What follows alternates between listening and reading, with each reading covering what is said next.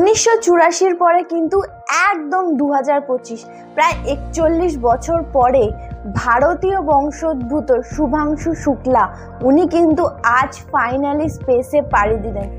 অনেক বাধা বিপত্তি এসেছিল, 7 বার তাদের কিন্তু যাওয়াটা ক্যান্সেল হয়েছে। ফাইনালি 8 বারের মাথায় তারা কিন্তু তাদের শুভযাত্রা শুরু করে দিয়েছে। আজ ঠিক দুপুর 12টা 1 নাগাদ শুভাংশু শুক্লা অন্যান্য মহাকাশচারীদের সঙ্গে নিয়ে উনি কিন্তু মহাকাশে পাড়ি দিয়েছেন। ওনার সাথে ছিল হাঙ্গেরি, পোল্যান্ড এবং আমেরিকার মহাকাশচারী।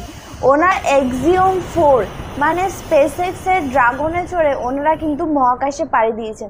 ওনাদের স্পেস স্টেশনে পৌঁছাতে লাগবে টোটাল 28 ঘন্টা। কাল বিকেল 4টে তারা কিন্তু মহাকাশে পৌঁছাবেন। তারা মহাকাশে গেছেন অনেক রকমের পরীক্ষা নিরীক্ষা করবেন বলে। নিজেদের সাথে মেথি এবং মুগ বীজ নিয়ে গেছেন।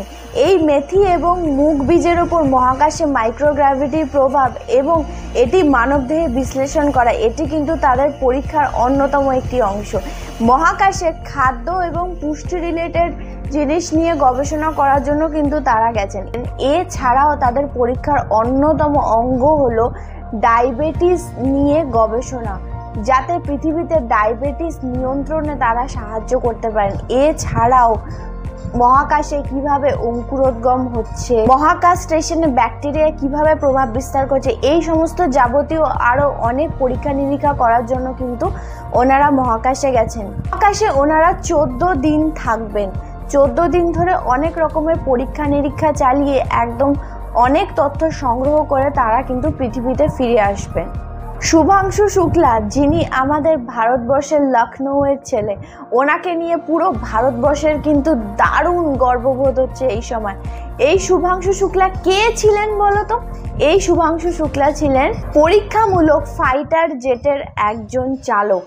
উনি জাগুয়ার, হক, MiG-29, MiG-21 এই ধরনের প্লেন চালানোর কিন্তু তার অনেক অভিজ্ঞতা রয়েছে।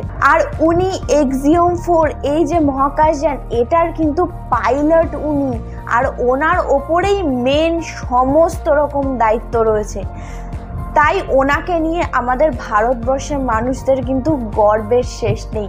রাকেশ শর্মার 41 বছর পরে শুভাংশু শুক্লাই প্রথম ভারতীয় যিনি মহাকাশ অভিযানে কিন্তু পাড়ি দিয়েছেন।